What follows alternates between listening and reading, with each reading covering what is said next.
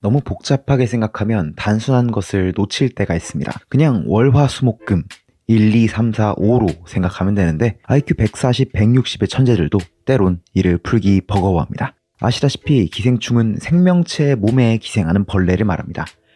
그러나 선, 계급, 냄새 등 많은 요소로 이 영화를 해체했음에도 단순한 기생충의 관점으로 영화를 보는 분은 없었습니다. 이렇게 생각해봅시다. 기택의 가족은 큰 창자에 사는 기생충이고 박사장 가족은 몸의 주인인 뇌입니다. 그래서 기택은 화장실에 처박혀서야 겨우 와이파이 같은 콩고물을 얻을 수 있었고 점점 많은 것을 얻기 위해 뇌로 올라오려고 한 겁니다. 그리고 기생충이 뇌로 올라올 때까지 무감각했던 박사장은 기생충에게 죽은 거고요.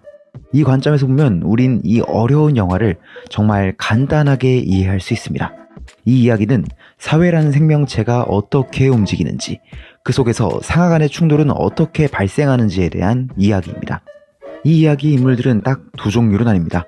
주체성과 목적성, 역할을 가진 장기들과 이에 기생해 살아가는 기생충들이죠. 개미들도 한 곳에 모아놓으면 60%는 일하고 40%는 게으름을 피운다고 합니다.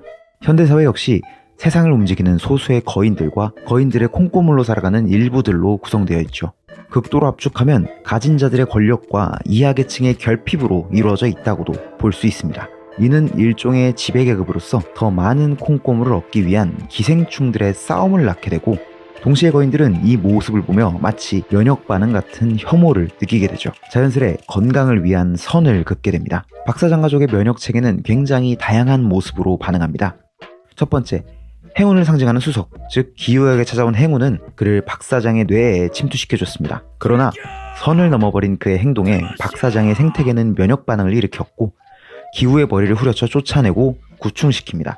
두 번째, 박사장은 늘 기택에게 냄새가 난다고 하며 그가 건강에 좋지 않은 존재임을 파악했습니다. 그러나 이를 방치했기에 야외 활동을 나가고 폭우가 쏟아지는 등 신체에 큰 변화가 찾아왔을 땐 기생충에게 몸을 뺏기기도 했죠. 물론 벌레들은 다시 창자로 돌아가긴 했지만 결국 그때 생긴 문제로 인해서 박사장은 죽음을 맞게 됩니다.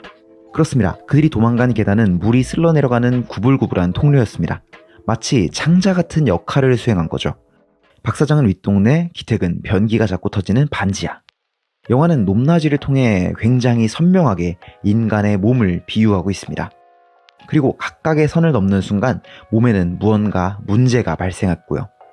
그리고 세 번째, 사망한 박사장의 몸엔 새로운 기생충, 기택이라는 구더기가 숨어 그를 파먹게 됐습니다. 그렇게 보면 박사장이 그토록 선을 그으며 혐오를 표시한 이유와 기택이 박사장에게 분노를 느끼며 해친 이유가 간단히 설명됩니다.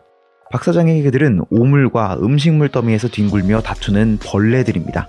그러니 자신의 삶을 위해 이들을 멀리할 수밖에 없죠. 그리고 숙주에 대한 막연한 동경과 감사를 품고 있던 기택은 자신과 가족들을 벌레 혹은 도구로 보는 박사장의 혐오와 무시를 감당하며 점차 그에게 분노와 증오를 품게 된 거죠.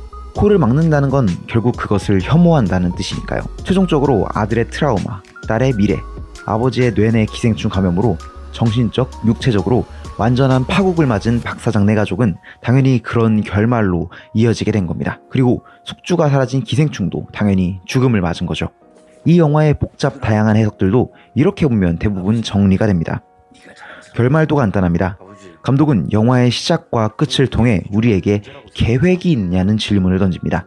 당신은 세상에서 맡고자 하는 역할이 있냐는 것이죠. 목적과 주체성을 잃어버린다면 우린 뇌가 아닌 기생충이 되며, 이런 수동적인 태도는 타인에 대한 분노를 야기하고 타인이 나를 혐오하게 만들 테니 우리의 건강한 삶을 위해서 세상에 대한 우리의 역할을 진지하게 고민해보자는 겁니다. 제목이 기생충이라면 주인공과 같은 삶을 살자는 이야기는 아닐 테니까요. 또 이를 구성하는 핵심은 돈과 가족이니 이 영화는 돈과 가족에 대한 이야기이기도 합니다. 가진 자들과 가지지 못한 자들이 각각 어떤 삶을 살게 되는지, 그리고 이 감정은 서로에게 어떤 감정과 상황을 불러일으키는지를 보여주는 겁니다. 그리고 제 역량은 아무래도 여기까지 같으니 혹시 자신만의 해석이 있다면 얼마든지 말씀해주세요. 그럼 즐겁게 배워가도록 하겠습니다. 자, 오늘은 영화 기생충을 쉽고 간단하게 풀어봤습니다.